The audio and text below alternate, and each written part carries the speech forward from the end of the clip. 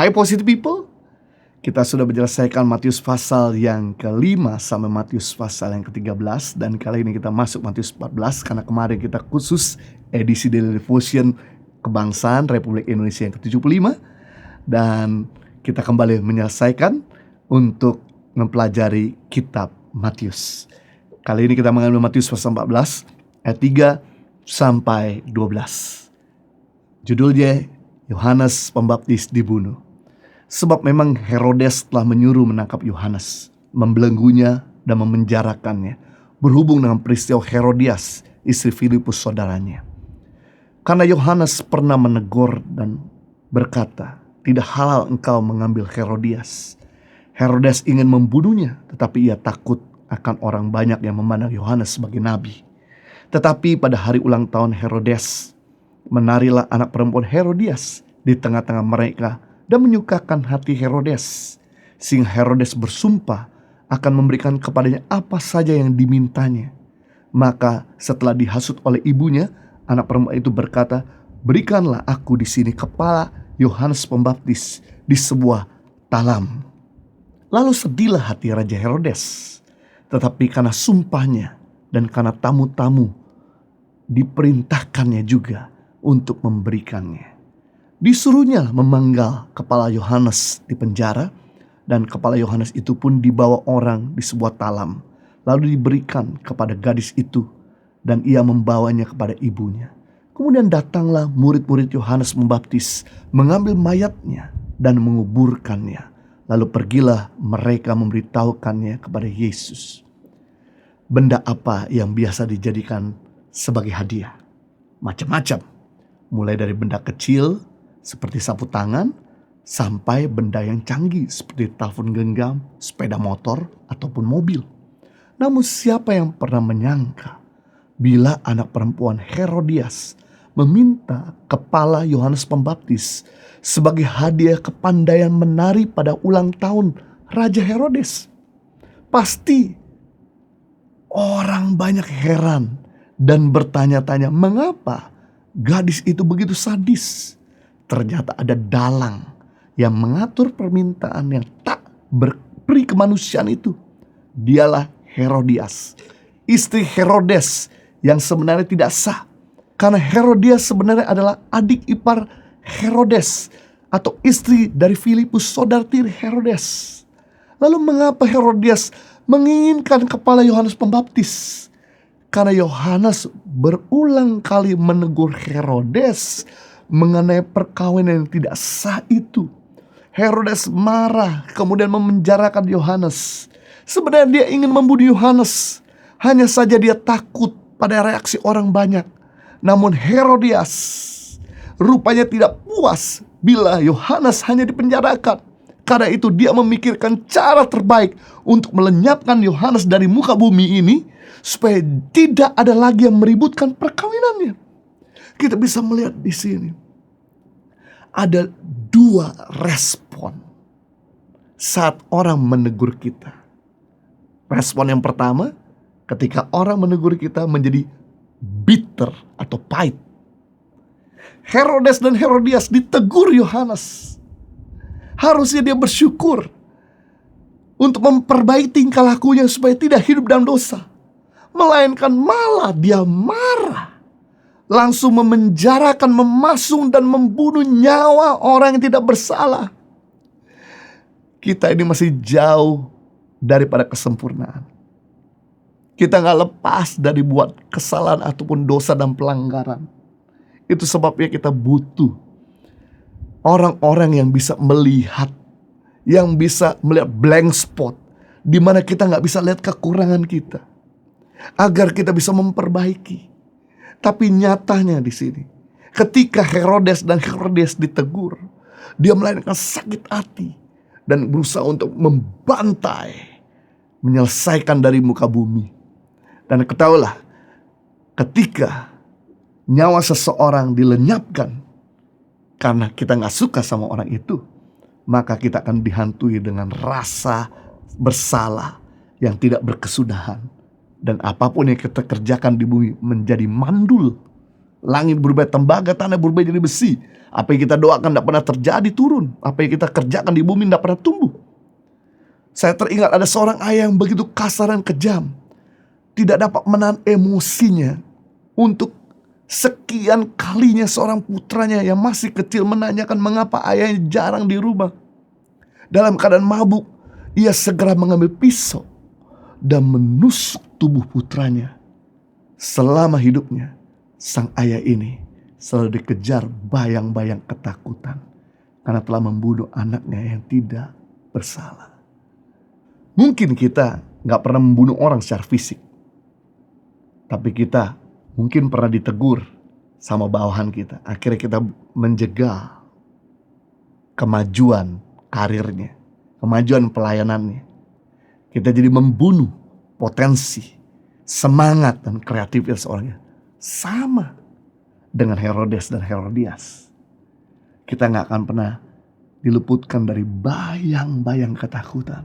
Dan apapun yang kita kerjakan tidak akan pernah bisa berhasil. Selalu mandul seperti Saul. Harusnya dia berterima kasih ada perempuan-perempuan yang memberitahu. Saul mengalahkan beribu-ribu, Daud mengalahkan puluhan ribu. Harusnya dia introspeksi diri dan kemudian memperbaiki diri. Melainkan dia malah dengki, kesal dan berusaha menjegal Daud, berusaha untuk membunuh Daud. Dan apa yang terjadi? Daudnya tetap hidup dan bahkan menggantikan raja Israel, dan Saul yang mati. Jadi kalau pelayananmu, kehidupan rumah tangga mau hidup, ataupun bisnis dan karir mau terus hidup, yang kita perlakukan, rendah hatilah untuk terima teguran. Jangan jadi bitter. Jadilah orang yang bisa memperbaiki tingkah laku. Yang kedua, respon ketika kita menerima teguran, yaitu kita jadi better. Kalau yang pertama Herodes dan Herodias bitter jadi pahit, tapi kita belajar yang kedua, ketika ada orang yang menegur kita, jadilah better, lebih baik. Kenapa? Karena Anda mesti tahu bahwa orang yang menegur itu adalah orang yang mengasihi kita. Mereka akan bagai cermin dalam hidup kita. Kita gak pernah tahu kesalahan kita sampai ada orang yang memberitahu.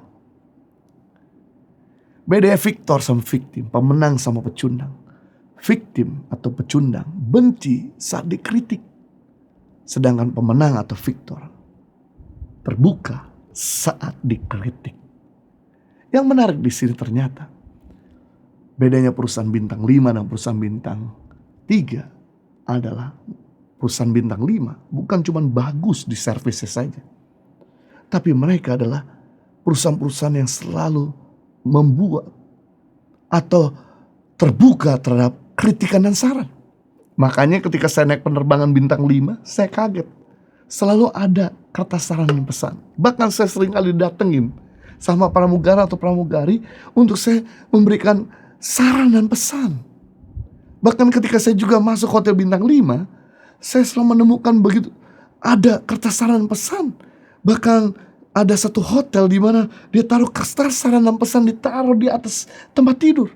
Diprioritaskan, biasa kertas saran dan pesan ditaruh di atas meja kerja. Berarti dia memprioritaskan untuk orang memberikan masukan. Saya salut dan kagum. Kok perusahaan makin besar, makin rendah hati. Gak heran perusahaan-perusahaan tersebut akhirnya makin maju, makin better. Tapi perusahaan-perusahaan kecil yang tertutup, yang sakit hati ketika ditegur, akhirnya gak lebih better, makin lebih buruk. Nyungsep. Hari-hari ini kita perlu terus untuk bisa bikin evaluasi. Bukan cuma dari sudut pandang kita, tapi kita perlu menerima sudut pandang orang lain.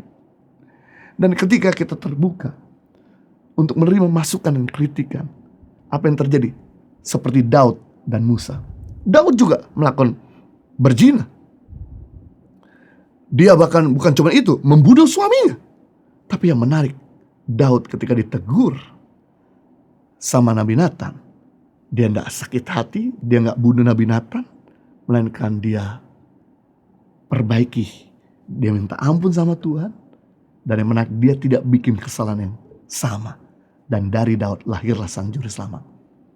Kalau kita mau melahirkan hal-hal mulia, mungkin kita gak pernah lepas daripada kesalahan, kebodohan, pelanggaran yang kita pernah kerjakan selama kita mengikuti Tuhan. hal yang lumrah. Tapi jadilah seperti Daud. Ketika Tuhan beritahu, ketika orang beritahu, ketika orang yang lebih muda beritahu, mari kita perbaiki diri kita. Kita berubah dan kemudian kita bisa melahirkan hal-hal yang mulia yang ada dalam diri kita. Sama seperti Musa juga. Seorang pemimpin hebat dan besar, spektakuler. Bisa membelah Laut Merah. Bahkan membuat air pahit di Mara menjadi air yang bisa dinikmati, diminum. Tapi ternyata dia adalah pemimpin yang semua serba mau dihandle sendirian. Ketika ditegur sama mertuanya, dia kemudian introspeksi diri. Dan kemudian dia memperbaiki. Dia gak marah sama mertua. Dia gak tinggalkan mertuanya. Dia gak maki-maki mertua. Pada waktu itu dia pemimpin besar. Dia bisa saja suruh pegawainya atau semua tentara prajurit untuk menangkap mertuanya. Dan kemudian menyingkirkannya. Tapi yang dilakukan sama Musa adalah dia memperbaikinya. Dan kemudian menata ulang. Untuk membuat pemimpin atas 1.000 anggota. Pemimpin atas 100 anggota dan sebagainya. 10 anggota. Sehingga meringankan kepemimpinan Musa. Saya percaya ketika kita jadi orang yang terbuka terhadap teguran dan sakit hati terhadap masukan, maka kita akan lihat seperti Daud dan Musa, kepemimpinannya terus diangkat Tuhan. Pekerjaan dan organisasi makin maju. Beda dengan orang-orang yang sakit hati ketika ditegur. Maka yang terjadi seperti Herodes, dan Herodes dilenyapkan, dan seperti Saul. Jadilah seperti Daud dan Musa, bukan seperti Herodes dan Herodias. Live a better life. God bless you.